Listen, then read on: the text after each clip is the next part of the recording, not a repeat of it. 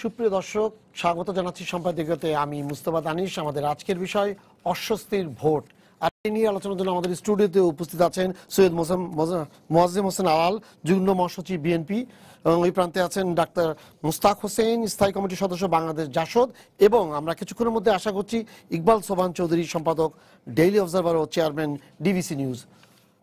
দর্শক, আপনারাও টেলিফোনে সরাসরি অংশ নিতে পারবেন। এই জন্য টেলিভিশনের পর্দায় দেয়া নম্বরে ফোন করতে হবে। এছাড়া ফেসবুক অথবা SMS এর মাধ্যমেও আপনাদের মন্তব্য পাঠাতে পারেন। তবে আলোচনা শুরুর আগেই চলুন দেখে নিই এখনকার প্রধান শিরোনামগুলো। চট্টগ্রামে ছিনতাই চেষ্টায় ক্ষতিগ্রস্ত কয়েকশো কোটি টাকার বিমান ময়ূরপঙ্খীকে আনা হলো ঢাকায়। মেরামতেরও পর ওড়াযোগ্য হবে 10 দিনে। থানায় জমা পড়েছে খেলনা পিস্তল ও নকল বোমা। রাজধানীর উত্তরায় শিশুর রহস্যজনক মৃত্যু। প্রতিবেশীর বিরুদ্ধে মামলা না নেওয়ায় 5 ঘন্টা রাস্তা আটকে রেখে এলাকাবাসীর বিক্ষোভ।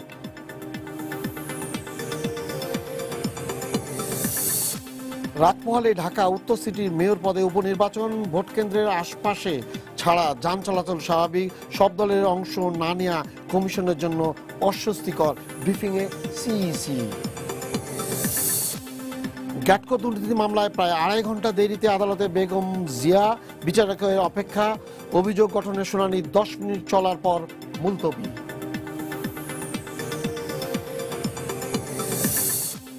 এবং ভারতের 2টি যুদ্ধবিমান ভূপাতিত করার দাবি পাকিস্তানের। পাইলট আটক। দ্রুত ফিরিয়ে দেওয়ার আহ্বান ভারতের। আলোচনার ডাক ইমরান খানের।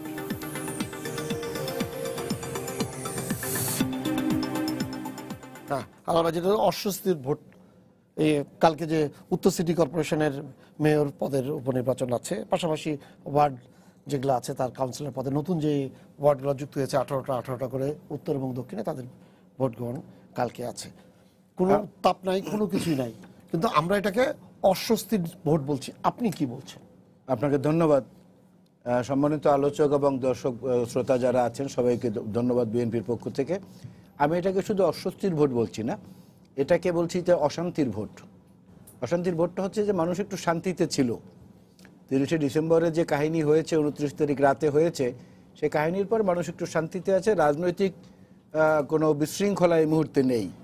সেই জায়গাটা শান্তির একটা ব্যাঘাত ঘটানো হয়েছে। এবং এই অস্বস্তির বিষয়টা সবচেয়ে বেশি দাঁড়িয়েছে সেইখানে। দেখেন, একটা দেশে কিংবা একটা প্রতিষ্ঠানে, এমনকি একটা ক্লাবেও যেদিন নির্বাচন হয়, একটা ছোট্ট ক্লাবে, সেখানেও দেখা যায় যে কিছু দায়বদ্ধতা থাকে, জবাবদিহিতা থাকে। আচ্ছা, একটু করে আপনাকে আলাল ভাই, আমাদের মাঝে ইকবাল সোবহান চৌধুরী, সম্পাদক ডেইলি অবজারভার এবং চেয়ারম্যান ডিবিসি নিউজে উপস্থিত হয়েছেন।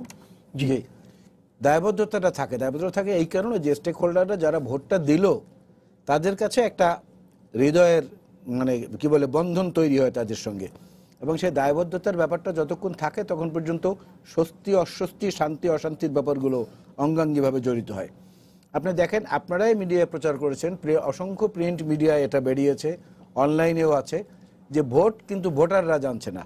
শুধুমাত্র কাউন্সিলর প্রার্থী যারা আছেন তাদের জন্য মাঝে মাঝে ছিটে ফোটা দু একটা আপনারা দেখান লাইভ প্রোগ্রাম, তাদের রিয়াকশন।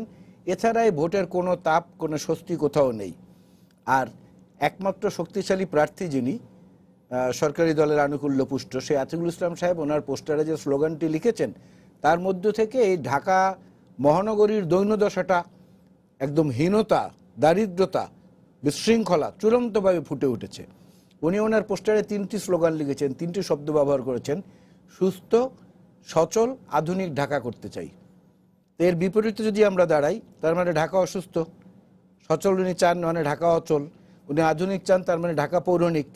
আর ইন্টারন্যাশনাল ইন্ডেক্স যেটা, সেই অনুযায়ী যদি আপনি দেখেন, সেখানে ওয়ার্ল্ড ট্রাফিক ইন্ডেক্স যেটা, সেখানে বলা হয়েছে ঢাকা হচ্ছে পৃথিবীতে সবচেয়ে ট্রাফিক জ্যামের নিকৃষ্টতম দেশ, এরপরে অন্যান্য জায়গাগুলো। হ্যাঁ, এর আগে ওয়ার্ল্ড এনভায়রনমেন্ট কাউন্সিলের যে পরিসংখ্যান আমরা দেখেছি, সেখানে পলিউশনের দিক থেকে ঢাকা সিটি ছিল 2 নম্বরে, দামেস্ক ছিল 1 নম্বরে।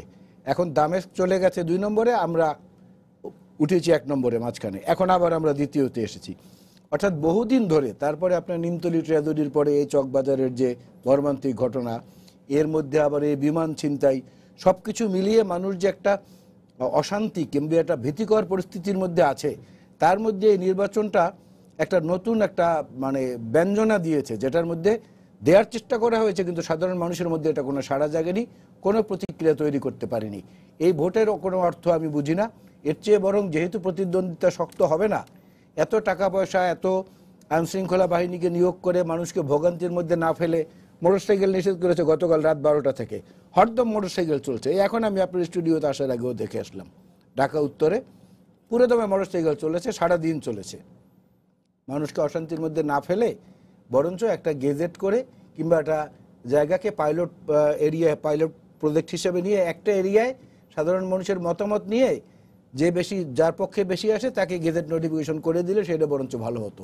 অর্থের সাশ্রয় হতো, শক্তির সাশ্রয় হতো, আইন শৃঙ্খলা বাহিনীর একটু কষ্ট কম হতো, সাধারণ মানুষের কষ্টও কম হতো। ইয়েস, এই জায়গা থেকে আমি ইকবাল ভাই, আপনি তো এখন ঢুকেছেন, আপনি শুনেছেন বলেছে আমরা আমাদের এটাকে বলছে অস্বস্তির ভোট।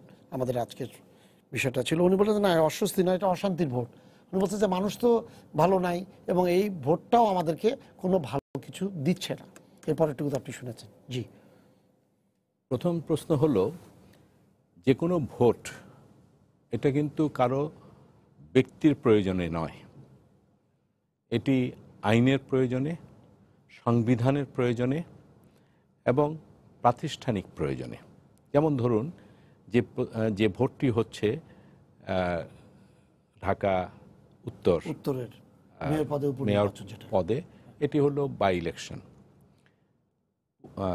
সেখানে যিনি মেয়র নির্বাচিত হয়েছিলেন সকলের কাছে প্রিয় ব্যক্তিত্ব জনাব আনিসুল হক, তার মৃত্যুতে, হঠাৎ করে তার অকাল মৃত্যুতে এই পদটি খালি হয়ে যায় এবং স্বাভাবিকভাবেই এই পদটিতে নির্বাচন আইনগতভাবে অপরিহার্য হয়েছে। সেই নির্বাচনটি হওয়ার কথা ছিল আরও প্রায় অনেকদিন আগে, 18 সালে হওয়ার কথা ছিল, আইনগত জটিলতার কারণে সেটি বন্ধ হয়ে গেছিল। এখন নির্বাচন অনুষ্ঠিত হচ্ছে। তাই এটি অশান্তির বা অস্বস্তির এই নামে নির্বাচনকে চিহ্নিত করার আমি মনে করি না যে এটা কোনো সুস্থতার পরিচয়। আর নির্বাচন সম্পর্কে যে কথাটি জনাব আলাল সাহেব সর্বশেষ বললেন, যে নির্বাচনে একটি জায়গাতে একটি ঘেরাও করে সেখান থেকে ঘোষণা করে দিলে পরে, হ্যাঁ, সেটা 15ই ফেব্রুয়ারি নির্বাচনে ওনারা করেছিলেন 1996 সালে সেই ধরনের। তো ওই ধরনের নির্বাচন যদি ওনারা করতে চান তারা করতে পারেন, কিন্তু কোনো সরকার বা নির্বাচন কমিশন তো এভাবে করতে পারে না। দ্বিতীয় প্রশ্ন যেটি হলো যে এটি নির্বাচন হচ্ছে না, তিনি নিজে বললেন যে প্রধান বিরোধী দল, তো প্রধান বিরোধী দল যেমন আনিসুল হক সাহেব যখন নির্বাচনে অংশগ্রহণ করেছিলেন তখন বিএনপির পক্ষ থেকে কিন্তু নির্বাচনে তাবিদ আওয়াল সাহেব তিনি নির্বাচনে অংশগ্রহণ করেছিলেন, যদিও পরে 10টার মধ্যেই তারা প্রত্যাহার করে নিলেন। সেটা তো অফিশিয়াল কোনো ভার্সন না, এটা তো ওইরকমই। তো এখন যেটা হচ্ছে যে এই নির্বাচনে ওনারা নির্বাচনে অংশগ্রহণ করছেন না। কেন নির্বাচনে অংশগ্রহণ করছেন না সেটা ওনারা জানেন। কিছুদিন আগে পার্লামেন্ট ইলেকশন হয়েছে, সেখানে কিন্তু তারা অংশগ্রহণ করেছেন। হঠাৎ করে দেখলাম যে এখন তারা নির্বাচনে অংশগ্রহণ করছেন না, মেয়র ইলেকশনেও করছেন না, এমনকি উপজেলা যে নির্বাচন অনুষ্ঠিত হবে সেখানেও তারা নির্বাচনে অংশগ্রহণ করছেন না। নির্বাচনে অংশগ্রহণ না করার প্রক্রিয়াটা কিন্তু তাদের বেশ আমরা দেখছি। 14 সালে দেখেছি নির্বাচনে অংশগ্রহণ করলেন না, আগুন সন্ত্রাসের দিকে গেলেন। এরপরে হঠাৎ করে আবার এবারে নির্বাচনে তারা অংশগ্রহণ করলেন। নীরব বিপ্লব হবে এই ভরসা তাদের ছিল, কিন্তু সেই নীরব বিপ্লব তারা ঘটাতে পারেননি। নীরব বিপ্লবও ভোটারদের কাছ থেকে ঘটাতে পারেননি। আর যে নির্বাচন সম্পর্কে তারা বারবার যে কথাগুলো বলার চেষ্টা করেন, নির্বাচন প্রশ্নবিদ্ধ ইত্যাদি ইত্যাদি, সেটাকে কেন্দ্র করে জনগণকে সাথে নিয়ে তারা তেমন কোনো সাড়াও জাগাতে পারেননি। এমনকি যে সর্বশেষ তারা একটা পাবলিক হিয়ারিং করলেন, গণশুনানি করলেন, সেখানে আমরা মিডিয়াতে দেখলাম যারা গণশুনানিতে অংশগ্রহণ করতে এসছে বা গণশুনানিতে যারা বক্তব্য রাখতে আসছে তারা অনেকে ঝিমোচ্ছেন। তাই এটা নিয়ে কিন্তু জনগণের মাঝে কোনো সাড়াও নেই, তাদের দলীয় ভাবেও কোনো প্রতিক্রিয়া তারা দেখাতে পারেননি। 1996 সালে দেখুন, যখন এই ভোটারবিহীন নির্বাচন বিএনপির সময় হয়েছিল, সেই সময় কিন্তু আজকের যিনি প্রধানমন্ত্রী, বিরোধী দলীয় নেত্রী ছিলেন প্রধানমন্ত্রী শেখ হাসিনা, তিনি কিন্তু নির্বাচন বয়কট করেছিলেন। তখন জাতীয় পার্টি বয়কট করেছিল, এমনকি জামাতও তখন বয়কট করেছিল। সেই পরিপ্রেক্ষিতে অংশগ্রহণমূলক নির্বাচন হয়নি। সেই নির্বাচনের পরিপ্রেক্ষিতে নির্বাচন গ্রহণযোগ্য হয়নি জনগণের কাছে। সেই জনগণকে নিয়ে কিন্তু আন্দোলন সংগ্রাম হয়েছে। আজকের প্রধানমন্ত্রী, তৎকালীন বিরোধী দলীয় নেত্রী শেখ হাসিনা, তিনি আন্দোলন করেছেন, জনগণকে নিয়ে আন্দোলন করে বাধ্য করেছেন গণ আন্দোলনের মুখে সেই নির্বাচন, যে ভোটারবিহীন নির্বাচনকে বাতিল করে দিয়ে পার্লামেন্ট বাতিল করতে হয়েছে, ক্যাবিনেট বাতিল করতে হয়েছে, সরকারকে পদত্যাগ করতে হয়েছে, আবার নতুন করে নির্বাচন অনুষ্ঠিত হয়েছে। এবারে কিন্তু তারা প্রশ্ন করছেন এই নির্বাচন কিছুই হয়নি। যদি তাই হয়ে থাকে, জনগণের কাছে গ্রহণযোগ্য হয়নি তারা বলছেন, যদি তাই হয়ে থাকে তাহলে তো জনগণকে সাথে নিয়ে, তাদের যারা নেতাকর্মী আছে তাদেরকে সাথে নিয়ে তারা কোনো সাড়াই তো জাগাতে পারলেন না। শুধু ঢাকা শহর নয়, যেখানে যেখানে তাদের অনেক শক্তিশালী ক্যান্ডিডেট ছিলেন, সেখানেও কিন্তু কোনো প্রতিবাদ আমরা দেখলাম না, আমাদের মিডিয়াতেও দেখলাম না, জনগণের কাছেও আমরা দেখলাম না। তাই একটি দল থেকে যখন বলা হয়, নির্বাচন সম্পর্কে প্রশ্ন যখন তোলা হয়, তখন সেই দলের যে প্রক্রিয়াটি, সেই প্রক্রিয়াটি তারা কিন্তু শুরু করতে পারেননি, দেখাতেও পারেননি। তাই যদি তারা বলেন যে এই নির্বাচন জনগণের কাছে গ্রহণযোগ্য না, তাহলে পাশাপাশি এই দলটিও, বিএনপি জামাতও জনগণের কাছে গ্রহণযোগ্য নয়। এটা প্রমাণিত এই কারণের জন্য যে এই নির্বাচনকে তারা প্রশ্নবিদ্ধ করছেন, কিন্তু জনগণের সাড়া তারা পাচ্ছেন না, না ভোটে না আন্দোলনে। এই পরিপ্রেক্ষিতে আমি মনে করি অন্যকে সমালোচনা করার আগে, নির্বাচনকে সমালোচনা করার আগে, তাদের নেতৃত্ব শূন্যতা, নেতৃত্বের দৈন্যতা এবং নেতৃত্বের যে আজকে দলকে যে একটি অনিশ্চিত ভবিষ্যতের দিকে তারা নিয়ে যাচ্ছেন, সেটা কিন্তু আমি মনে করি আজকে ফুটে উঠেছে। মুস্তাফা বলেন, দুজনের কথা তো শুনলেন আপনি। নেতৃত্বের দৈন্যতা, নেতৃত্বের শূন্যতা, উনি বললেন যে এটা কোনো ব্যঞ্জনা থেকেও যে এই ভোট কোনো মতেই আসলে কোনো কিছু হচ্ছে না। উনি বলছেন যে আসলে জনগণ যদি তাই হয়, তো বলছে 96 তো আওয়ামী লীগ আন্দোলন করেছে এবং তারপরে তার বিপরীতে কিন্তু তারা বাধ্য করেছে সরকারকে, এবং নতুন করে আবার বাতিল হয়েছে, সংসদ বাতিল হয়েছে, আবার নির্বাচন হয়েছে। এবার তো ওনারা বলছেন যখন যে না, জনগণ এটাকে অ্যাকসেপ্ট করেনি এবং জনগণ ভোট দেয়নি, তাহলে যদি না হয় তাহলে জনগণ কেন তাদের সাথে থাকলো না? ধন্যবাদ। আসলে নির্বাচনে আমাদের দলের একটা মূল্যায়ন আছে, যে আমরা মনে করি যে নির্বাচনে অবশ্যই 14 দল মহাজোট জয়লাভ করত, কিন্তু নির্বাচনে প্রশাসন থেকে এক শ্রেণীর অতি উৎসাহী আমলা আগের রাত্রে ভোটের বাক্স ভর্তি করেছে বেশ অনেক কয়েকটা জায়গায়। এটা গণতন্ত্রের জন্য অশনি সংকেত। তারা গণতন্ত্রকে জিম্মি করে ফেলবে। এটাকে অবশ্যই তদন্ত করে দোষী ব্যক্তিদের শাস্তি দেওয়া উচিত। কেউ আন্দোলন করলো কি না আন্দোলন করলো, একটা গণতান্ত্রিক সরকারের ধারাবাহিকতার রক্ষার স্বার্থে সেটা করা উচিত।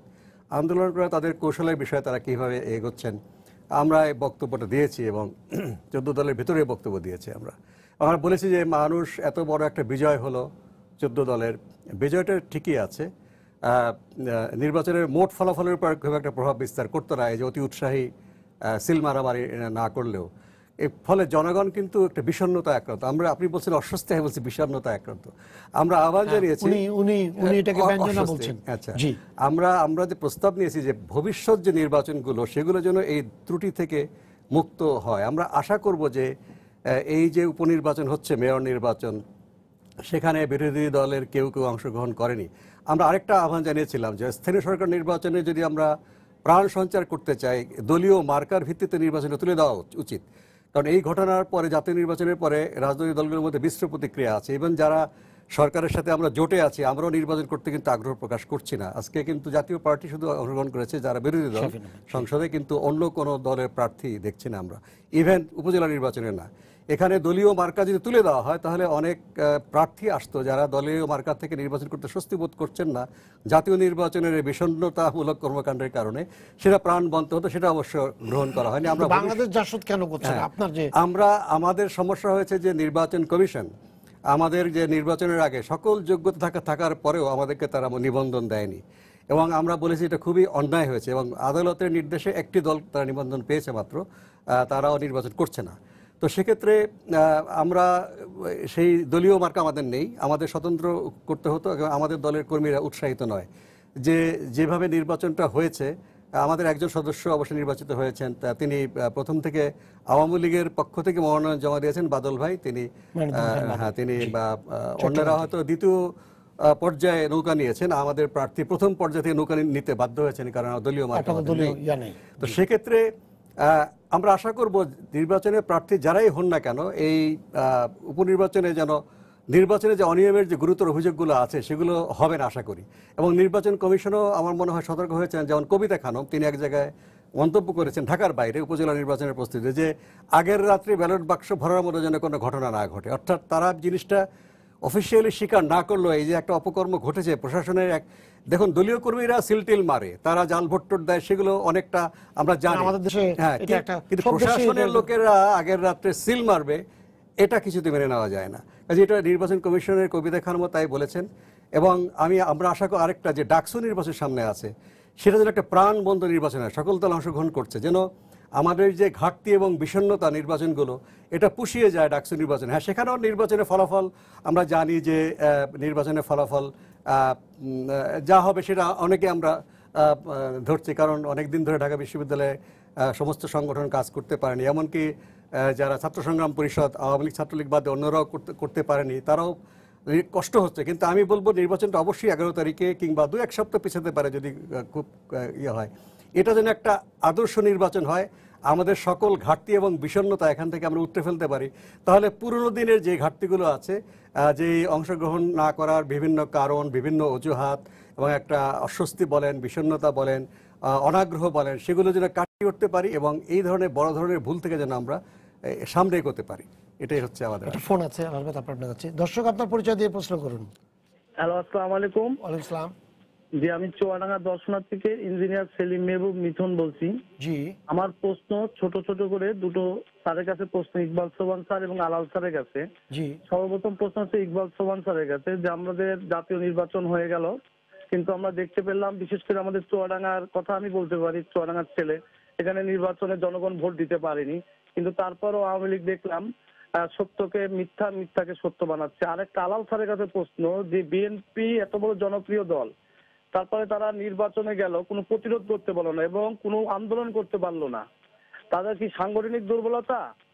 তারা ডক্টর কামাল হোসেনের নেতৃত্ব যাবে কেন? বিএনপি শহীদ রাষ্ট্রপতির এবং স্বাধীনতা শহীদ রাষ্ট্রপতি জিয়াউর রহমানের দল, তারা জামাতের সাথে কেন থাকবে? জামাতকে বাদ দিতে হবে, ডক্টর কামাল হোসেনের দরকার নাই, আপনারা নিজেরাই দল করে আপনাকে ধন্যবাদ। আপনার ইয়েটা আচ্ছা, আল ভাই আপনাকে ওইটা ইয়া করবে না বলবো আমি যে হ্যাঁ, যে উনি যেটা বলেছেন, ইকবাল ভাই যেটা বলেছেন যে কেন নির্বাচনে অংশ নিচ্ছে না বিএনপি, এটা বিএনপি ভালো জানে।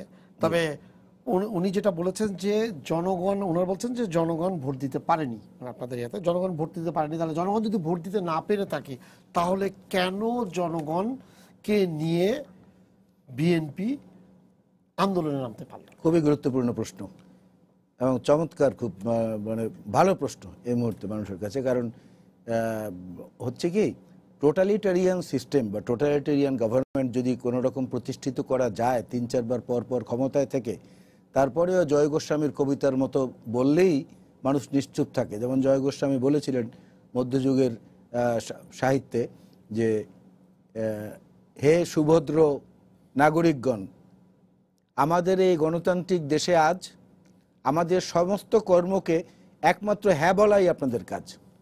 এখন এইখানে বসে এই টিভির সামনে বা অন্য জায়গায় যেসব বিশিষ্ট ব্যক্তিরা এই ধরনের কথা বলেন, তখন এই কবিতার কথা আমার খুব বেশি করে মনে পড়ে। ইকবাল সোবহান ভাই যে কথা বলেছেন যে আইন নাকি ব্যক্তির জন্য নয়, মানে আইন, প্রতিষ্ঠান, সংবিধান এগুলো নিয়মমাফিক চলে, ব্যক্তি বা সমষ্টির কোনো বিষয় না। কিন্তু এই সব কিছুই তৈরি হয়েছে ব্যক্তি এবং সমষ্টির কল্যাণের জন্য। তাদের দিকে তাকিয়েই তৈরি হয়েছে, আইনও তৈরি হয়েছে, সংবিধানও তৈরি হয়েছে, প্রতিষ্ঠানও গঠিত হয়েছে এদের জন্য। তাই এরাই যদি সেখানে কোনো ওয়েলফেয়ার না পায়, এরাই যদি সেই প্যাট্রোনাইজেশনটা না পায়, তাহলে তো এই প্রতিষ্ঠানের কোনো দরকার নেই। বহু দেশে এই ধরনের প্রতিষ্ঠান নাই। চায়নায় তো ইলেকট্রাল সিস্টেমই নেই সাধারণ মানুষের, আছে শুধু কমিউনিস্ট পার্টির। সেই দেশ অর্থনৈতিক উন্নয়ন করছে না। সেরকম একটা উন্নত দেশ বাংলাদেশ হয়তো হতে পারবে, কিন্তু জবাবদিহিতা, দায়বদ্ধতা, সুশাসন এবং আইনের শাসন এইটা কতটা আছে সেটা নিজের বিবেকের কাছে প্রশ্ন করে তারপরে বললে ভালো হয়। আর পিক অ্যান্ড চুজের মাধ্যমে যদি কথা বলি, 96-এর 15ই ফেব্রুয়ারির নির্বাচন কিন্তু ইকবাল ভাইয়ের কথা মতো সংবিধানকে প্রাধান্য দিলে সংবিধান সম্মত, কারণ ওটা সিক্সথ পার্লামেন্ট, এখন অবধি ওটা ষষ্ঠ পার্লামেন্ট, ওটাকে পার্লামেন্ট বাতিল করা হয় নাই। বিএনপি কেন আন্দোলন করতে পারলো না? হ্যাঁ, বিএনপির ব্যর্থতা। এখনও বিএনপি কেন পারছে না? সেটাও বিএনপির ব্যর্থতা। কিন্তু আপনি যদি বিশ্লেষণে যান, আপনি একটা জিনিস দেখবেন, মুস্তাক ভাই যে কথা বলেছেন এটা তো ওনারা আনুষ্ঠানিকভাবেই বলেছেন যে প্রশাসন ভোট দিয়ে কারচুপি করে এরকম উদাহরণ নাই। আওয়ামী লীগই সেটা করে দেখিয়েছে সফলতার সাথে। আর দ্বিতীয় হচ্ছে যে আজকে জাতীয় পার্টির যে সভাটি হয়েছে নির্বাচন পরবর্তী তাদের প্রার্থীদেরকে নিয়ে, সেইখানে একজন প্রশ্নকর্তা, একজন প্রার্থী, তিনি প্রশ্ন করেছেন মহাসচিব মশিউর রহমান রাঙাকে যে আমাদেরকে 45টি আসন দেওয়া হয়েছিল, তারপরে আমাদের আসন এত কম আসনে জিতলাম কেন? কি সমঝোতা করলেন সরকারের সঙ্গে? ওই বক্তার বক্তব্য থামিয়ে দিয়ে মশিউর রহমান রাঙা বলেছেন যে না, ওটা আমি মহাসচিব হওয়ার আগেই ওই চুক্তি হয়েছে, আমি এসে এইটা ভাগে পাই নাই। তার অর্থ কি? এটা তো বোঝাই যাচ্ছে যে নির্বাচনটা কিভাবে হয়েছে। সেই বিরোধী দল তারা অংশগ্রহণ করছে উত্তরের এই সিটি নির্বাচনে। এই বিচারের ভার ছেড়ে দিলাম সাধারণ মানুষের উপরে। নৈশকালীন নির্বাচন হয়েছে 29শে ডিসেম্বর, স্থানীয় সরকার পরিষদের নির্বাচনে আমরা অংশগ্রহণ করেছি, করে আমাদের পরিণতি কি হয়েছে তাও তো মানুষের চোখের সামনে। আমাদের সিলেটের মেয়র, খুলনার মেয়র, রাজশাহীর মেয়র, আমাদের গাজীপুরের মেয়র বছরের পর বছর, মাসের পর মাস তারা কারাগারে থেকেছে এবং কলমের এক খোঁচায় তাদের মেয়রশিপ বাতিলের পরে আওয়ামী লীগের যে মনোনীত কাউন্সিলর তাকে সুপারসিড করে এনে তাকে প্যানেল মেয়রের দায়িত্ব দেওয়া হয়েছে, কোথাও কোথাও প্রশাসককে দেওয়া হয়েছে। তাই লড়াই করে মানুষের সমর্থন নিয়ে যদি আমরা নির্বাচিত হয়েও এই পরিণতিগুলো তো আমাদের চোখের সামনে আছে। তাই থাকার পরে এই যে টোটালিটারিয়ান গভর্নমেন্ট বলছি, সমস্ত প্রতিষ্ঠানগুলোকে নিজেদের মন মতো করে গুছিয়ে তাদেরকে পারিতোষিক দিয়ে, তাদেরকে বিভিন্নভাবে খুশি করে বৈধ অবৈধ পন্থায় তাদের একটি অতি উৎসাহী অংশ এই কুকর্মগুলো করে রাষ্ট্র ব্যবস্থাটাকেই টোটালি পাল্টে দিয়েছে। এবং আজকে যে রাস্তায় মানুষ নামছে না বা যাচ্ছে না, ইকবাল সোবহান ভাই বললেন গণশুনানিতে ঘুমোচ্ছে। আরে আমরা তো দেখেছি স্বরাষ্ট্রমন্ত্রী থাকার সময় সাহারা খাতুন ঘুমিয়ে চেয়ারের উপরে পড়ে গেছেন, পাশ থেকে বলছে এই মারা গেছে। এটা ভিডিওতে ভাইরাল হয়েছিল সোশ্যাল মিডিয়ায়। পরে হঠাৎ করে জেগে উঠলেন। সংসদে দেখেছি মতিয়া চৌধুরী সাহেব ঘুমায়, আবুল মাল আব্দুল মুহিত ঘুমায়, মহিউদ্দিন খান আলমগীর সাহেব ঘুমায়, বহু মানুষ জাতীয় সংসদে ঘুমায়। তা সংসদের মতো জায়গায় ঘুমানোর চেয়ে গণশুনানিতে যদি কেউ ঘুমিয়ে থাকে সেটা তো অপরাধ কম। আর এইটা নিয়ে তির্যক বাক্যব্যান ছুড়ে দিয়ে বিএনপিকে যত নির্জীব করতে চাবেন, অত কিন্তু সুশাসন, আইনের শাসন নির্জীব হয়ে একদলীয় শাসন শক্তিশালী হবে। আর প্রান্তিক জনগোষ্ঠী বাংলাদেশের এটাকে এই দীর্ঘ 12 বছরের অর্থনৈতিক বৈষম্যের কারণে, অর্থাৎ অর্থনৈতিক সূচক যত ঊর্ধ্বগতি হয়েছে, দরিদ্র মানুষ তত নিচের দিকে আরও গেছে। এরা প্রান্তিক জনগোষ্ঠীতে পরিণত হয়েছে। আপনি ওয়েলথ ট্যাক্সের যে আপনার সর্বশেষ জরিপ, সেটাও দেখবেন যে চায়না পৃথিবীতে সবচেয়ে ক্রমবর্ধমানশীল অর্থনীতির দেশ। সেই চায়নার চেয়েও বাংলাদেশে ধনীদের সংখ্যা বৃদ্ধির হার বেশি, অনেক বেশি। এবং ধনীদের কাছ থেকে প্রাপ্ত যে সম্পদ তার বেশিরভাগ বিদেশে পাচার হয়ে যাচ্ছে, যেটার ইন্ডেক্স আপনি পাবেন জিএফআইতে, যেটা পাবেন এশিয়া প্যাসিফিকে জিএফআইর পার্টে, গ্লোবাল ফিনান্সিয়াল ইনস্টিটিউটের পার্টে। সমস্ত জায়গায় প্রায় 7 লক্ষ কোটি টাকা পাচার হয়েছে সরকারের 2-3 আমলে, যা দিয়ে 18টা পদ্মা সেতু করা যেত। তো সেখানে যে মানুষগুলো আন্দোলন করে, যাদের মধ্যে বিবেকবোধ বেশি জাগ্রত, তাদেরকে এমন অর্থনৈতিক দীনতায় ফেলানো হয়েছে এই রাষ্ট্রীয় ব্যবস্থার পৃষ্ঠপোষকতায়, তারা আন্দোলন করবে কি? তারা তো অন্যের খোঁজেই ব্যস্ত। না, কিন্তু যদি তাই হয়, মনে করেন এখন যে অবস্থা আছে, তাহলে বিএনপির কৌশলটা কি? হ্যাঁ, এইটা ভালো বলেছেন। বিএনপির কোনো কৌশল নেই। বিএনপির অভিযোগগুলো হলো সাধারণ মানুষের কাছে, এবং ওই যে নেতৃত্বের দৈন্যতা, নেতৃত্বের শূন্যতা, ইকবাল ভাই বলেছেন না, চমৎকারভাবে বলতে পারেন, কারণ অবস্থাটা তো সেভাবে তৈরি করেছেন।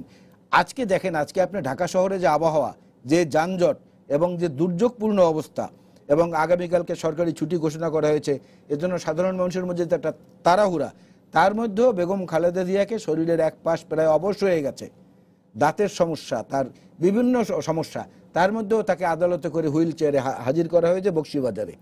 এবং কতদিন ধরে তিনি কারাগারে আছেন আপনি দেখেন। 2 কোটি টাকার একটি তহবিল রাষ্ট্রীয় ক্ষমতার বলে এদিক ওদিক করেছেন এই অপরাধে। তাহলে বেসিক ব্যাংকের বাচ্চু কোথায়? আপনার মহিউদ্দিন খান আলমগীর কোথায়? ফার্মার্স ব্যাংকের যে লাল বাতি জ্বালিয়ে চলে গেল। অন্য অন্য বড় বড় অপরাধীরা কোথায়? তাদের বিচার নাই কেন? কেন মোফাজ্জল হোসেন চৌধুরী মায়ার ব্যাপারে তাকে খালাস দেওয়ার পরে দুদক থেকে কেন সেটার বিরুদ্ধে আপিল হয় না?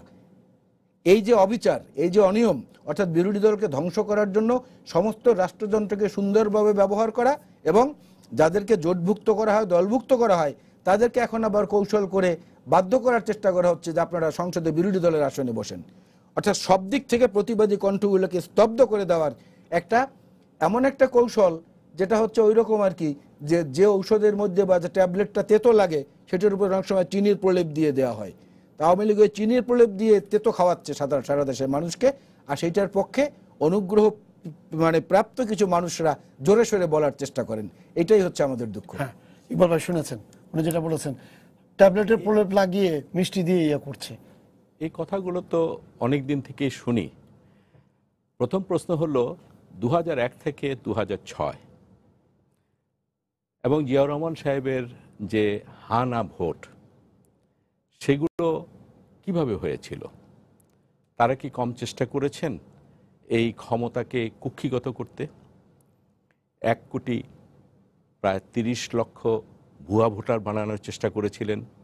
আজিজ মার্কা একটি নির্বাচন কমিশন করেছিলেন এবং একজনকে প্রধান বিচারপতিকে তার মেয়াদ বাড়িয়ে তাদের দলের বসংবদ একজনকে কেয়ারটেকারের প্রধান করতে চেয়েছিলেন। এই সব কিছুই তো তারা করতে চেয়েছিলেন ক্ষমতাকে কুক্ষিগত করতে, কিন্তু পারেননি। কারণ সেখানে জনগণকে সাথে নিয়ে যারা এর বিরোধী ছিলেন তারা আন্দোলন করেছেন। ব্যর্থতা হলো বিএনপির, যারা আজকে এই কাজগুলো সমতায় থেকে করছেন। তিনি বলেছেন খুব কৌশলে, যদি আপনি ট্যাবলেটের মধ্যে যদি মিষ্টি দিয়ে যদি আপনি খাওয়াতে পারেন, তাহলে তো যারা করছেন তাদেরকে বলতে হবে তাদের কৌশলে তারা সফল হয়েছেন। ওনারা ট্যাবলেটের মধ্যে মিষ্টিও দিতে পারেন নাই, আর ট্যাবলেটও খাওয়াতেও পারেন নাই। আর অর্থ পাচারের কথা বলছেন, হ্যাঁ, আজকে অনেকেই হয়তো অর্থ পাচার করছেন, আর ওনাদের সময় একমাত্র হাওয়া ভবন অর্থ পাচার করত। যখন বিদেশে গেলেন, মিডিয়াতে এসছে প্রায় অনেকগুলো সুটকেস নিয়ে যাওয়া হলো, তারপর অর্থ পাচার করেছেন। সে এফবিআই এসে আপনার এখানে তারা সাক্ষী দিয়ে গেছে এবং তাদের সেই সাক্ষীর পরিপ্রেক্ষিতে সে অর্থ বিদেশ থেকে উদ্ধার করে ফেরত আনা হয়েছে। রাষ্ট্র আজকে এনেছে জনগণের টাকাকে। আজকে তাই আমি মনে করি যে এই ধরনের কথা না বলে, নিজের শক্তিকে আপনারা যদি না সংগঠিত না করতে পারেন, দলকে তো সরকারি দল তো আর আপনাদেরকে শক্তিশালী করে দেবে না। আপনাকে আপনার নিজের কৌশল বলুন, জনগণকে সাথে নিয়ে বলুন, জনগণের কি চায়, জনগণের প্রত্যাশা কি, সেগুলো পূরণ করে আপনাকে এগোতে হবে। নিজেদের নেতা কর্মীদেরকে সংঘবদ্ধ করতে হবে। আপনি নির্বাচন করলেন, সেই নির্বাচনে বাণিজ্য করলেন, মনোনয়ন বাণিজ্য করলেন, টাকা নিলেন এবং শেষ মুহূর্ত পর্যন্ত আপনি জনগণকে বলেছেন যে নীরব বিপ্লব হবে, সে নীরব বিপ্লব হয়নি। মোশতাক সাহেব একটা কথা বললেন যে 14 দলের, তাহলে কি যারা 14 দলের থেকে যারা জিতেছেন, আমি বলছি সরকারি আওয়ামী লীগের বাইরে যারা 14 দল থেকে জিতেছেন, তারাও কি সেই সিলমারা অবস্থাতেই জিতেছেন? আর যদি জিতে থাকেন তাহলে তাদের প্রতিক্রিয়াটা কি? তারা কি গ্রহণ করবেন না গ্রহণ করবেন না? কবিতা খানমের কথা বললেন যে তিনি চান না যে আমি মনে করি তিনি নির্বাচন কমিশনে সম্মানিত সদস্য হিসাবে তিনি যদি এই কথা বলেন, তাহলে তার আগে তার উচিত ছিল এই ধরনের কর্মকাণ্ড যদি আদৌ হয়ে থাকে, তার কাছে যদি এই ধরনের ইনফরমেশন থাকে, সেটি বন্ধ করা।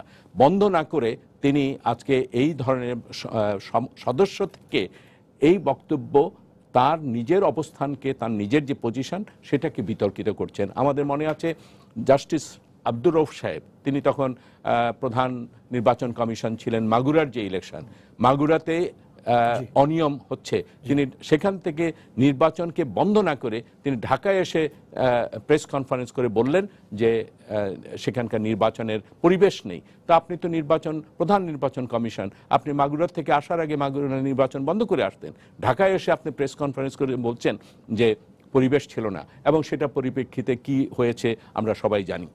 আজকে তাই আমি মনে করি যারা এই সব ধরনের পদে থাকবেন তাদের উচিত হবে যে আগে নিজের দায়িত্বটা পালন করবেন, তারপরে আপনি মন্তব্য দেবেন। যদি আপনি সদস্য থাকেন নির্বাচন কমিশনের, আপনার কাছে যদি ইনফরমেশন থাকে যে এরকম হয়েছে, তাহলে আপনারা বন্ধ করতেন, কেন করলেন না আপনারা? সরকারের পক্ষ থেকে কোনো ক্যান্ডিডেট যদি সুযোগ নিয়ে এই ধরনের করতে যায়, সেটাকে বন্ধ করার দায়িত্ব হলো আপনাদের, আপনারা কেন করলেন না?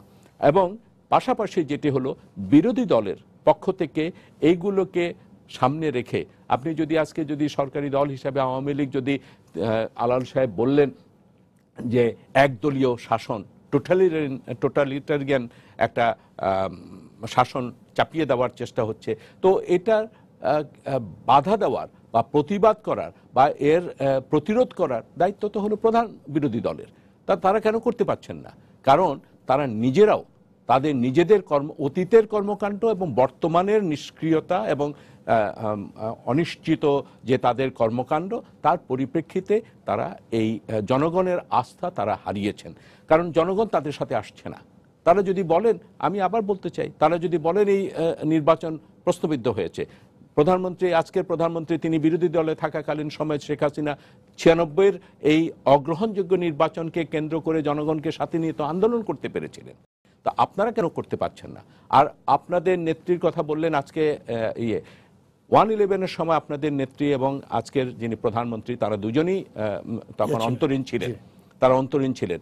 তখন দুটি দলই কিন্তু আন্দোলন করেছে। তখনকার যে সেনা শাসিত যে কেয়ারটেকার গভর্নমেন্ট, তারা -2 ফর্মুলা নিয়ে এগোচ্ছিল, অনেক কিছু করেছে তারা, কিন্তু তাদের দুই দলেরই নেতা কর্মী এবং জনগণের আন্দোলনের পরিপ্রেক্ষিতে তাদেরকে কিন্তু মুক্ত করে দিতে বাধ্য হয়েছে এবং নির্বাচন অনুষ্ঠিত হয়েছে। আজকে আপনারা কেন পারছেন না? আজকে আপনার নেত্রী প্রথমে বললেন যে ওনাকে ছাড়া নির্বাচন হবে না, নির্বাচন করবেন না। পরে দেখলাম ডক্টর কামাল হোসেনের নেতৃত্বে আপনারা ঐক্যফ্রন্ট করলেন এবং নির্বাচনে গেলেন। আপনারা বলেছিলেন কেয়ারটেকার ছাড়া নির্বাচন করবেন না এবং নির্বাচনের পরিবেশ নেই। পরবর্তী দেখা গেল যে নির্বাচনের পরিবেশ, আপনারাই বললেন যে পাহারা দেওয়া হবে, আপনাদের ভোট কেন্দ্র পাহারা দিয়ে। তারপরে আপনারা কি পাহারা দিলেন? যে আজকে আপনি ঘর পাহারা, আপনি বলছেন আপনি পাহারা দিবেন আপনার নিজের ঘরকে, সেখানে চুরি হয়ে গেল। আপনি এখন কি চোরকে আপনি ব্লেম করবেন, না আপনার নিজের পাহারার ব্যর্থতাকে আপনি ব্লেম করবেন? তাই আমি মনে করি আজকে তাদের আত্মজিজ্ঞাসা হওয়া উচিত যে এই ধরনের পরিপ্রেক্ষিতে দল হিসাবে, যেমন মোশতাক সাহেব বললেন একটি এবং একজন প্রশ্নকর্তা তারা বললেন যে একটি পপুলার দল, এবং হ্যাঁ বিএনপি তৃণমূল লেভেলে তো তাদের সমর্থন আছে, তারা ক্ষমতায়ও ছিলেন, তাদের দীর্ঘদিন এই দল তারা সংগঠিত করেছেন। সেই দলটি কেন আজকে ম্রিয়মাণ হয়ে যাচ্ছে? যদি ধরেই নেই যে তাদের অভিযোগ যদি সত্য হয়ে থাকে যে আওয়ামী লীগ মানে এক ধরনের চাপিয়ে দিচ্ছে, তাহলে সেই চাপিয়ে দেওয়ার পরিপ্রেক্ষিতে প্রতিরোধ করার দায়িত্ব তো প্রধান বিরোধী দল হিসাবে আপনাদের। কেন আপনারা পারছেন না? প্রধান বিরোধী দল হিসাবে আপনাদের বিরুদ্ধে তৎকালীন আওয়ামী লীগের নেত্রী প্রধানমন্ত্রী শেখ হাসিনা কিন্তু জনগণকে সাথে নিয়ে করেছিলেন, এবং আরও দলকে নিয়ে, জাসদকে নিয়ে করেছেন, ন্যাপকে নিয়ে করেছেন, সিপিবিকে নিয়ে করেছেন, জাতীয় পার্টিকে নিয়ে করেছেন, আন্দোলন করে তাদের যে চাপিয়ে দেওয়ার মানে যে একটা প্রক্রিয়া সেটি করেছেন। আর বলেন যে বিরোধী দল 21শে আগস্টে পুরো নেতৃত্বকে আজকে প্রধানমন্ত্রী নেত্রী সহ প্রধানমন্ত্রী শেখ হাসিনা সহ পুরো দলকেই তো আপনারা নিশ্চিহ্ন করতে চেয়েছিলেন, আপনারা পারেননি জনগণের আন্দোলনের কারণের জন্য পারেননি। এই দলগুলোর যে তারা যে নির্ভীকভাবে সাহসের সাথে আপনাদের এই ধরনের স্বৈরাচারিতা তারা মোকাবেলা করেছে, আপনারা পারছেন না। হ্যাঁ মুস্তাফা, কেন বিএনপি এইখানে যে মানে পুরো দিনগুলোর মতো একটা পপুলার দল, আপনি যেটা বলেন বিরোধী দলের দীর্ঘদিন ক্ষমতায়ও ছিল, কেন পারলো না আপনাদের ইয়াতে? দেখুন, আমি একটু ভিন্নভাবে দেখছি জিনিসটা। আমি মনে করি আমাদের দল এখনো 14 দলের অংশীদার, এবং আমরা যদিও আমাদের কেউ মন্ত্রিসভায় নেই, আমরা সরকারের রাজনৈতিক দায় বহন করি। আমরা গণতান্ত্রিকভাবে আমরা জনগণের ম্যান্ডেট, যদিও নির্বাচনে কলঙ্কের দাগ লেগেছে, আমি আগেই বলেছি নির্বাচনের ব্রড বেসড ফলাফল খুব একটা এদিক সেদিক হতো না এই কলঙ্ক না করলেও। আমরা কেনই চাবো বিরোধী দল 1996 সালে জননেত্রী শেখ হাসিনা যেভাবে আন্দোলন করতে বাধ্য হয়েছিলেন, আমি নিজে তখন জনতার মঞ্চে সম্পৃক্ত ছিলাম, প্রশাসনের একটি গণতান্ত্রিক অংশ তারা সেখানে আন্দোলনে যোগদান করেছিল, সেরকম কোনো পরিস্থিতি তো আমরা চাই না। দিনের পর দিন হরতাল করে একটা আইনশৃঙ্খলা পরিস্থিতি, জনগণের অর্থনৈতিক দুঃখ দুর্দশা চাই না। বিরোধী দল যদি ন্যায্য কথা বলে, অবশ্যই একটা গণতান্ত্রিক সরকার যারা জনগণের প্রতি সহানুভূতিশীল এবং স্পর্শকাতর, সেটি অবশ্যই তারা মেনে নেবে। এবং আমি বলছি, আমরা যে সমালোচনাটা করেছি নির্বাচনের, এটা আমি বলেছি যে আমাদের গণতান্ত্রিক ধারাবাহিকতার প্রয়োজন, যেই কারণে পঞ্চদশ সংসদে গৃহীত হয়েছে যে এক সরকারের সাথে আরেক সরকারের মাঝখানে কোনো অনির্বাচিত কোনো কর্তৃপক্ষ কর্তৃত্ব করবে না। যারা প্রশাসনে থাকে তারা রাজনৈতিকভাবে নির্বাচিত সরকারের অধীনেই কাজ করবে এবং এক সংসদ আরেক সংসদকে দায়িত্ব প্রদান করবে। সেক্ষেত্রে আমি তো নিশ্চয়ই সেই জায়গায় ফেরত যাব না যে আজকে নির্বাচনে কলঙ্কের দাগ দেওয়া হয়েছে, সেই যুক্তিতে পঞ্চদশ সংশোধনী বাতিল করো, এই যুক্তি আমাদের দল সেটা সমর্থন করে না। হয়তো বিএনপিটা বলতে চাইছে যে দেখো প্রমাণ হয়েছে ইত্যাদি। আমাদেরকে সংশোধন করতে হবে সেই নির্বাচনী ব্যবস্থা এবং রাজনৈতিক সংস্কৃতিকে, দলীয় কর্মীদেরকে যেন এই পঞ্চদশ সংশোধনীকে বহাল রেখে এটাকে আরও সমৃদ্ধ করে, যেন যেই ফাঁকফোকর দিয়ে এই কাজগুলো হয়েছে সেই ফাঁকফোকরগুলোকে বন্ধ করতে হবে। তাহলে একটা গণতান্ত্রিক নিশ্চিত ধারাবাহিকতা, যেগুলো ভারত সহ ব্রিটেন তো অনেক দূরের কথা, ভারতের মতো দেশ বা শ্রীলঙ্কার মতো দেশের মতো আমরা এক নির্বাচিত সরকারের কাছ থেকে আরেক সরকারের কাছে যাই। এইটাকে যে সমস্ত জায়গায় বড় বড় ত্রুটি আছে সেইগুলো আমাদের এই সরকার 14 দল বা মহাজোট তারা নিজ গরজেই গণতন্ত্রের ইয়েতেই আমরা সে সংশোধন করব। বিরোধী দলকে 96 সালের মতো আন্দোলন করতে হবে, আন্দোলন মারিত করতে করতে আগুন সন্ত্রাস করে ফেলেছিলেন, যেটা জনগণ গ্রহণ করেনি। যুক্তিপূর্ণ কথা, হ্যাঁ, জনমত গঠন, যেটা ইকবাল ভাইয়ের সঙ্গে একমত যে আপনাকে জনমত গঠন করে দেখাতে হবে শান্তিপূর্ণভাবে যে আপনার পেছনে ইয়ে আছে, জনগণ আছে।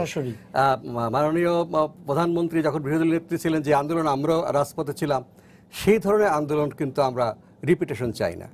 আমরা একটা গণতান্ত্রিক সরকার, সাংবিধানিক সরকার, বৈধ সরকার। সেক্ষেত্রে জনমত গঠন করার মধ্য দিয়ে জনগণের সামনে বলে, গণমাধ্যমের মাধ্যমে বলে যুক্তিপূর্ণ কথা যদি হয়, অবশ্যই সরকারের মেনে নেওয়া দরকার। এবং সেইভাবেই, আমি জানি না আন্দোলনের কৌশলটা তারাই নির্ধারণ করবেন। তারা যদি সেইভাবে তারা ভেবে থাকেন যে 2013, 14, 15-তে ধারাবাহিকভাবে যেভাবে মানে মানুষ হত্যা, আগুন, এগুলো বাদ দিয়ে তারা যদি একটা আদর্শ গণতান্ত্রিক ব্যবস্থা যেভাবে জনমত গঠন করে দাবি আদায় করতে হয় সেইভাবে তারা যদি হাঁটেন, নিশ্চয়ই তারা জনগণের সমর্থন পাবেন, যদি তাদের বক্তব্যে যুক্তি থাকে। অবশ্যই যুক্তিপূর্ণ কথা হতে হবে। আরেকটা বিষয় বলি, যেটা ইকবাল ভাই বলেছেন যে আমাদের 14 দলের বাইরে 13 দলে যারা নির্বাচিত হয়েছেন, আমাদের দলের জাতীয় কমিটির সভায় আমরা শুনেছি একজন, আমি নাম বলবো না গণমাধ্যমের সামনে, এগুলো তো কি বলে প্রত্যক্ষ বিষয়, নির্বাচনে জয়লাভ নিশ্চিত, আপনার বিরোধী দলের প্রার্থী খুবই দুর্বল, তারপরেও কেউ কেউ এসে বলেছে যে আমরা এটা করব সেটা করব। সেই প্রার্থী বলেছে আমার প্রয়োজন নেই, আমি যদি এখানে কোনো আমি জিতে যাব, বলে যে না, এটা আমাদের নির্দেশ, আমাদের করতে হবে। একাধিক জায়গায় এটা হয়েছে এবং এটা তদন্তের বিষয়। কটা সিটে আমি বলি না, সব সিটে হয়েছে। যেমন আমার গ্রামের বাড়ি মুলাদি বাবুগঞ্জ সিটে এই প্রশাসন থেকে, না বরিশাল, এই কাজটা হয়নি। সেখানে ভোটের শেষ পর্যায়ে দলীয় কর্মীরা ব্যালট বাক্সে আপনার সিল মারামারির ঘটনা ঘটেছে, কিন্তু রাতের বেলা এই যে ভোট বাক্স করা বা প্রশাসনের যে অতি উৎসাহী অংশে হস্তক্ষেপ, যেটা অনেক সিটে ঘটেছে, আমরা আমাদের জাতীয় কমিটির সবাই শুনেছি যে নির্বাচনে নিশ্চিত জয়লাভ করার প্রার্থী, সেই প্রার্থীরা বলেছে আমাকে কলঙ্কিত করো না, তোমাদের এখানে কোনো দরকার নাই, আমি যথেষ্ট। তারপরেও তারা সেই কাজগুলো করেছে। কাজে এগুলো যদি মানে আমাদের নিজেদের আভ্যন্তরীণভাবে সরকারের পক্ষ থেকে 14 দলের পক্ষ থেকে এগুলো ফয়সালা করা উচিত, নাহলে ভবিষ্যৎ ইতিহাস বলবে আপনারা একসঙ্গে ছিলেন, এইসব গুরুতর অনিয়ম হয়েছে, আজকে গণতন্ত্রের উপর যদি কোনো আঘাত আসে, গণতন্ত্রের ধারাবাহিকতা বিচ্ছিন্ন হয়, তা আমাদের সবাই দায়িত্ব বহন করতে হবে। কাজে এটা আমাদের অবশ্যই গুরুত্ব সহিত বিবেচনা করা শেষ উচিত। পর্যায়ে আছি, শেষ পর্যায়ে আছি। ইকবাল ভাইয়ের কথা শুনেছেন, মুস্তাক ভাইয়ের কথা না শুনেছেন। ঠিক আছে, আমি দুজনের কথাই শুনেছি। জি। তা আমার বিষয়টা হচ্ছে যে অতীতের যত কুকর্ম সেইটাকে হালাল করার জন্য বর্তমানে আমি আরো দ্বিগুণ উৎসাহ নিয়ে করব, এইটা কোনো যুক্তি হতেই পারে না। এটা rectify করা। না যে ইকবাল ভাই যদি চলে গেলেন, তাহলে 73-এ তো ব্যালট ছিনতাই হয়েছিল ঢাকা বিশ্ববিদ্যালয় ডাকসু নির্বাচনে, জাতীয় নির্বাচনে হেলিকপ্টারে প্রার্থীদেরকে এনে করা হয়েছিল। তখন তো জীবিত ছিলেন আমাদের মহান নেতা শেখ মুজিবুর রহমান, সে তো জীবিত ছিলেন, তখনই তো শুরু হয়েছে, তখনই তো ক্রস ফায়ার শুরু হয়েছে সিরাশিকদেরকে দিয়ে, তখনই তো ফার্স্ট ইন্ডিয়ানমেটি দেওয়া হয়েছে রক্ষী বাহিনীর হত্যাকাণ্ডকে। তাহলে কি সেই ধারাবাহিকতা চলতেই থাকবে এখন পর্যন্ত? আর যেটা বলেন যে আন্দোলন করে আন্দোলন করে আন্দোলন করে, শিক্ষকদের আন্দোলনের মধ্যে পিপার স্প্রে মেরে মরিচের গুরু করে তাদেরকে অজ্ঞান করে দিয়েছেন। নার্সরা আন্দোলন করতে এসেছে, পিটিয়ে শুইয়ে দিয়েছেন। নিরাপদ সড়কের আন্দোলনে হেলমেট বাহিনী দ্বারা মেরে তক্তা বানিয়ে দিয়েছেন ছেলেদেরকে। কোটা সংস্কার আন্দোলনের ছেলেদেরকে কিডন্যাপ করে নিয়ে গেছে। 7-8 দিন পরে খবর পাওয়া গেছে, মায়েরা বলছে যে ছেলে বেঁচে আছে, এতেই আমরা খুশি। মানবিক অধিকার মূল্যবোধটাকে এই জায়গায় সংকুচিত করে নিয়ে আসা হয়েছে। বিএনপির নেতাকর্মীদের নামে এখন পর্যন্ত যে সর্বশেষ পরিসংখ্যান আমাদের কাছে, তাতে আসামির সংখ্যা 80 লক্ষের উপরে এবং মামলার সংখ্যা 26,000-এর উপরে। এই যে মামলা এবং অজ্ঞাতনামা, আপনারা দেখেছেন যে পঙ্গু মানুষ, দৃষ্টিহীন মানুষ, চলতে পারে না সেরকম মানুষ, বিদেশে ছিল সেরকম মানুষ, মৃত সেরকম মানুষ, নির্বাচনে দায়িত্ব পালন করেছে আনসার কমান্ডার, তার নামে পর্যন্ত গায়েবী মামলা, অথচ অস্ত্র হাতে সে নির্বাচনের দিন দায়িত্ব পালন করেছে। কি কারণে? তার ছোট ভাই বিএনপি করে, এই কারণে। তো এইটা আছে নাকি স্বাধীনতার পর থেকে আজ পর্যন্ত কোনো সরকারের আমলে? আন্দোলন বলেন যে তাৎক্ষণিক প্রতিবাদ, সিভিল কু হয়েছিল, জনতার মঞ্চ যেটা বলেছেন মুস্তাক ভাই, সেখানেও তো সংবিধানের কথা যেটা বড় করলে ইকবাল সোমান ভাই বললেন, সেই সংবিধানকে তো ভুলুণ্ঠিত করা হয়েছে। সেইখানে সাংবিধানিকভাবে তো এটা হওয়া উচিত ছিল না। জিনিসটাকে, সিস্টেমটাকে পলিউটেড করে দিয়ে আমি গেইন নিলাম, সেই গিনের আবার একটা বাহাদুরি করব, তার মানে এই প্রজন্মকে আমরা খারাপ জিনিস শেখাচ্ছি যে ক্ষমতায় যেতে হলে যে কোনোভাবে যে কোনো পদ্ধতিতে এটা করতে হবে। আগুন সন্ত্রাসের কথা বলেন, এই বলেন ওই বলেন, ফলস ফ্ল্যাগ অপারেশন নামে একটা কথা আছে। আইন শৃঙ্খলা রক্ষাকারী বাহিনী সরকারকে সহযোগিতা করার জন্য তাদের একটা অংশ অতি উৎসাহী হয়ে এমন কিছু ঘটনা ঘটান যাতে আন্দোলনে থাকা প্রতিপক্ষের উপর সে দায়গুলো চাপানো যায়। আমরা মিডিয়ায় দেখেছি না, পেট্রোল হাতে যুবলীগ, ছাত্রলীগ, আওয়ামী লীগের অঙ্গ সংগঠনের কত নেতাকর্মী ধরা পড়েছে। ওই সময় আমরা দেখেছি না, শহীদ মিনার ভেঙে কারা ধরা পড়েছে, মন্দির ভাঙতে গিয়ে কারা ধরা পড়েছে। এগুলো প্রতিষ্ঠিত জাতীয় দৈনিকগুলোতে এসেছে, এগুলো কোনো অন্য কোনো ইসের আমি বলবো না। আপনি দেখেন কি হচ্ছে, মানে সাংবিধানিক অধিকার কিংবা আইনের শাসনকে কোথায় নিয়ে যাওয়া হচ্ছে। কতগুলো ধর্ষণ হয়েছে 1 জানুয়ারি মাসে শুধুমাত্র, দেখেন এটা রেকর্ড সৃষ্টিকারী। তার মধ্যে শিশু ধর্ষণ তো রেকর্ড সৃষ্টিকারী বাংলাদেশ স্বাধীনতার পরে। ধর্ষণের পরে প্রশাসনের পক্ষ থেকে কিংবা আইন শৃঙ্খলা বাহিনীর পক্ষ থেকে কিংবা বিচার বিভাগের বিচার হওয়ার আগেই হারকিউলিস নামে কেউ তাদেরকে মেরে ফেলছে এবং সেটা অজানাই থেকে যাচ্ছে। মাদকের ব্যাপারে গুলি করে করে প্রায় 350-এর উপরে লোক মারা হয়েছে, কিন্তু আব্দুর রহমান বদি এবং তার পরিবারকে দিয়ে একটা আত্মসমর্পণের নাটক সাজানো হয়েছে। এই যে জিনিসগুলো চলছে, যে দুই ধরনের ব্যবস্থার মধ্যে দিয়ে তো আপনি সকল পেশার মানুষকে তো অবদমিত করে রেখেছেন, সমস্ত পেশার মানুষকে, শুধু রাজনীতিবিদ না, ভিন্ন মতের কথা বলা লোক যারা, ফরহাদ মাজারের কথা বলেন, শফিক রহমানের কথা বলেন, ডক্টর কামাল হোসেন সাহেবের উপরে শহীদ বুদ্ধিজীবী দিবসে, সেই শহীদ বুদ্ধিজীবী দিবসের স্মৃতিস্তম্ভে তার গাড়ির উপরে হামলা করা হয়েছে। সে কি রাজাকার? সে কি স্বাধীনতা বিরোধী? সে কি আগুন সন্ত্রাসী? বিএনপি যত অপরাধ করেছে বা যাই করেছে, এই নির্বাচনের মধ্য থেকে তো সরকার বদল হয়নি, মন্ত্রী বদল হয়েছে শুধু। আজকে সাবেক শিল্পমন্ত্রী এবং বর্তমান শিল্পমন্ত্রী, মানে ইমিডিয়েট পাস্ট এবং তার আগের, তারা দুজন বাগানুবাদ করছেন, মানুষ পুড়ে অঙ্গার হয়ে গেছে, কয়লা হয়ে যাচ্ছে চকবাজারে, আর তারা পরস্পরকে দোষারোপ করছেন যে কার দোষে এই কেমিক্যালের কারখানা এখান থেকে সরল না। এই যে ব্যবস্থাগুলো, সেগুলোকে বাদ দিয়ে শুধু যদি ভিন্ন মতের মানুষকে দমন করার জন্য সবকিছু করা হয়ে থাকে, ডক্টর আকবর আলী খান সাহেব, বিশ্ব সাহিত্য কেন্দ্রের প্রতিষ্ঠা আব্দুল্লাহ আবু সাইদ সাহেব, কাকে অপদস্থ না করা হয়েছে, কাকে অসম্মান না করা হয়েছে। এ বর্তমান গত 3 বছরের মেয়াদে বিএনপি কিছু পারেনি, ঠিক আছে, বিএনপির ব্যর্থতা এটা। বিএনপি জনগণের কাছে যাচ্ছে এবং বিএনপি জনগণের কাছে যাওয়ার জন্য যে পদ্ধতিগুলো করা দরকার, আপনি দেখেন আমরা অনুমতি পাই না কোথাও, একটা ছোট্ট জায়গার মধ্যে আমরা অনুমতি পাচ্ছি না, আমরা ইফতার পার্টি করতে পারছি না, সামাজিক পারিবারিক অনুষ্ঠান, বিয়ের অনুষ্ঠান গিয়ে পর্যন্ত হামলা করা হচ্ছে গায়েবী মামলার আসামি হিসেবে। তো এই প্রক্রিয়া যে চলছে 10-12 বছর ধরে, সেটা থেকে একটু নিঃশ্বাস দেওয়ার সময় তো দিতে হবে। আমরা তো যেতেই পারছি না মানুষের কাছে, যাওয়ার আগেই তো বাজি নিষেধ, যাওয়ার আগেই তো স্থান নাই, অমুক নাই তমুক নাই। সরকারি দলের যে কোনো অনুষ্ঠান বাধাহীনভাবে হচ্ছে, যে কোনো জায়গায় তারা অনুমতি পাচ্ছেন, আমরা পাচ্ছি না। যে কোনো ব্যাপারে আপনি দেখেন না জিনিসগুলো আমি যেটা বললাম একটাও প্রমাণবিহীন কিনা। আলাল ভাই, তো সেইটা করে যদি উস্কানি দেওয়া হয়, আপনারা আন্দোলন করে কিছু করতে পারছেন না, জনগণের কাছে যেতে পারছেন না। হ্যাঁ, যেতে পারছেন না তো হার্ডেল রেসের কারণে। আপনারা রেসে আসেন আর আমাদের জন্য করেছেন হার্ডেল রেস, পথে পথে বেরিয়ে সৃষ্টি করে। তো দুটো তো সমানভাবে চলতে পারবে না। আমাদের সময় শেষ হয়ে গেছে। একটা বাক্যই বলেন এক তাহলে। বাক্যে বলে। জি, আলাল সাহেব যেখানে শেষ করছেন আমি সেখানে বলি, হ্যাঁ, সরকারি দল উন্নয়নের ধারাবাহিকতায় রেস দিচ্ছেন, আর তারা নিঃশ্বাস নিতে সময় নিচ্ছেন। জি, আপনাকে ধন্যবাদ, আপনাকে ধন্যবাদ। সময় শেষ হয়ে গেছে, আর সময় দেওয়া যাবে না। ডাকসু নির্বাচনটা সফলভাবে সম্পন্ন হয়। ছাত্রলীগ, আওয়ামী লীগ, ছাত্রলীগ, বিসিএল, জাতীয় ছাত্র দল, বামপন্থীরা প্যানেল দিয়েছে। তারা যেন মানে নির্বাচনটা যেন সুষ্ঠুভাবে হয়, আমরা অনেক আমরাও আশা করি যে নির্বাচনটা ঠিকমতো সুষ্ঠুভাবে হোক। সবাইকে ধন্যবাদ জানিয়ে শেষ করছি আজকে সম্পাদকীয়। আগামীকাল আবারও দেখা হবে রাত 10টায়। দেখার আমন্ত্রণ রইল। শুভরাত্রি।